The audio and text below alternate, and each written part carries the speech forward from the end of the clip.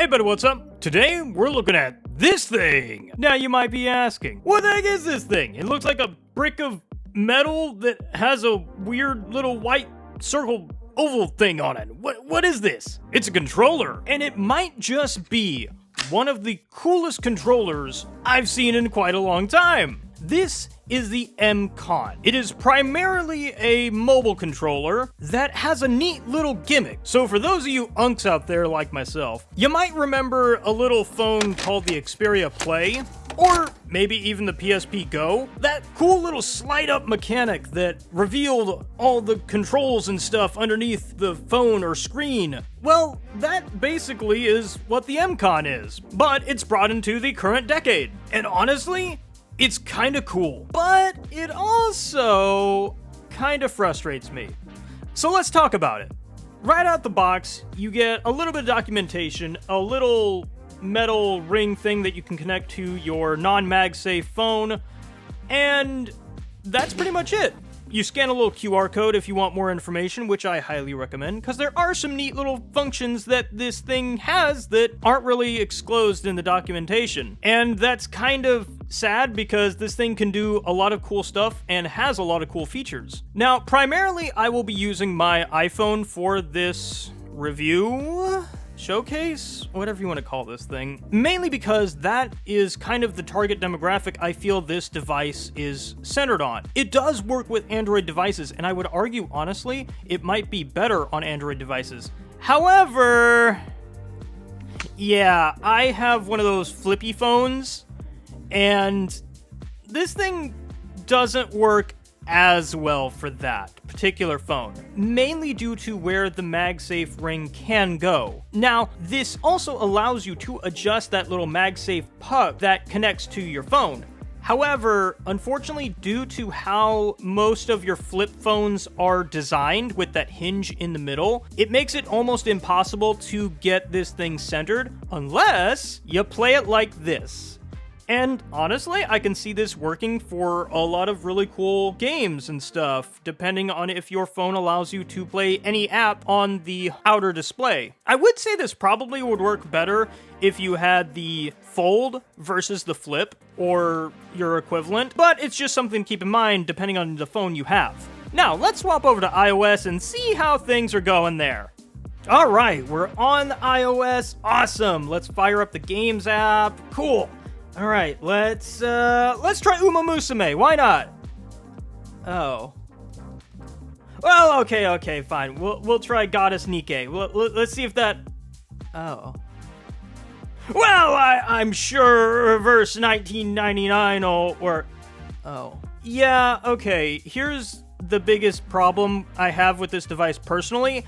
I come from a console background. I love consoles and PC, and those are primarily where I play. I don't play a lot of phone games. There aren't a lot of mobile games that support controllers. Now, I get it. You know, you've got your phone, and it's got touch controls, and it's got a big touch screen, and that's kind of the default way of playing games. In fact, a lot of games actually are designed with that interface in mind. But man, it would have been so cool if, like, you had the ability to use, like, a touch pointer or something like that to play these games. Or, heck, even be able to map your own controllers. Now, I know that probably there are some settings I can delve into in accessibility that allow me to do just that, but I shouldn't have to, especially on a device that I just pop on my Bluetooth, it recognizes it as a controller, and boom, bang, boom. I would even say navigating iOS in general with a controller is impossible just because it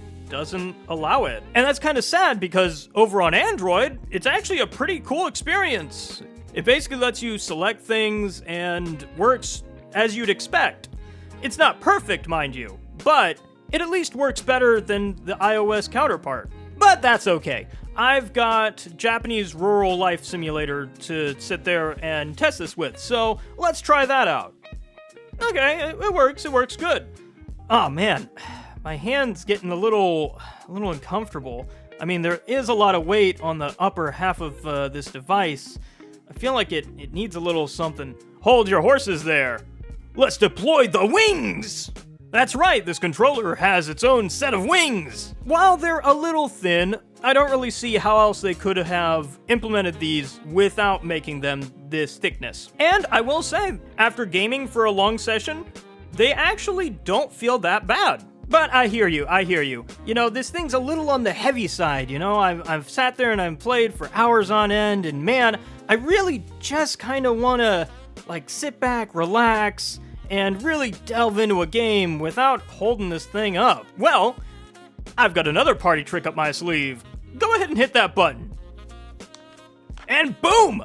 The whole phone just disconnects from it. That plate ejected itself. Isn't that cool? And not only that, the third hinge also works as a kickstand. This is probably my ideal way of playing if I want to play for longer sessions. While connected, the phone is secure. I have tried to make this thing fall out, and honestly, it feels like the thing has fused itself onto my phone. Although, I will say, if you have a case, maybe you might want to take it off. It just doesn't work as well with cases. In particular, my Pila case just doesn't connect it at all. But once I slipped that bad boy off, it was like glue. Okay, since we're lacking in modern games that utilize controllers on the phone, let's dive back into the past and see how things work on that side of things. Okay, it's pretty solid, to be honest. Works as you'd expect. Okay, so let's say I'm done for the day. I kind of wanna put this thing away. How the heck do you turn it off? Well, you just close it, and it turns off automatically. That, I would say, is probably one of the best features of this device, is just the pickup and playability of this cool little handheld. And that's what I will say about it, is it turns your phone into its own dedicated handheld. I would even argue you could keep it on your phone if you wanted to, and just whip it out whenever you wanted. Granted, it does make your phone considerably thicker, but that's what pockets are for, right? And they do sell a couple of accessories that allow you to keep it nice and safe and tidy if you want. Or even connect it to your TV, which I don't really think would be a good idea. Because again, iOS in particular would be difficult to navigate. I'd see myself having to get up over and over and over again to select a game or fiddle with a menu. It's just not a great experience in my opinion. On Android, at least you could change the launcher to make it more console friendly and overall just make for a better experience. But I would argue even then, it's not a perfect experience. Now, remember when I said that this had some more things it could do? Well, fun fact, it has gyro support, and you can also connect it to your Nintendo Switch or your PC, and it just works. Now, I tried connecting it to my PlayStation 5. It does say it has unofficial support for it, but I, for the life of me, could not get this thing to pair.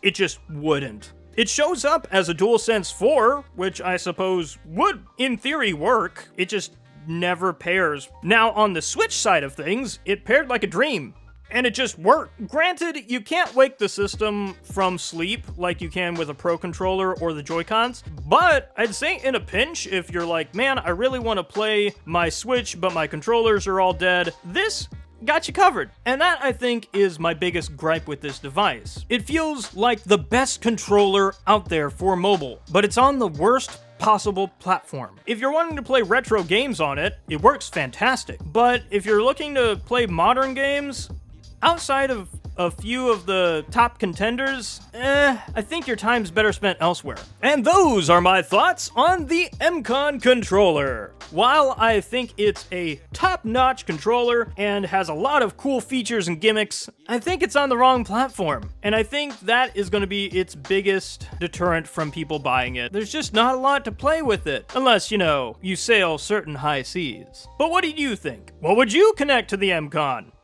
Let me know down below. And hey, if you like this kind of stuff, then maybe hit that subscribe button. Ring-a-ding-ding that bell in case you want to get notified whenever I do upload. And maybe throw me a like or a hype, whatever that is.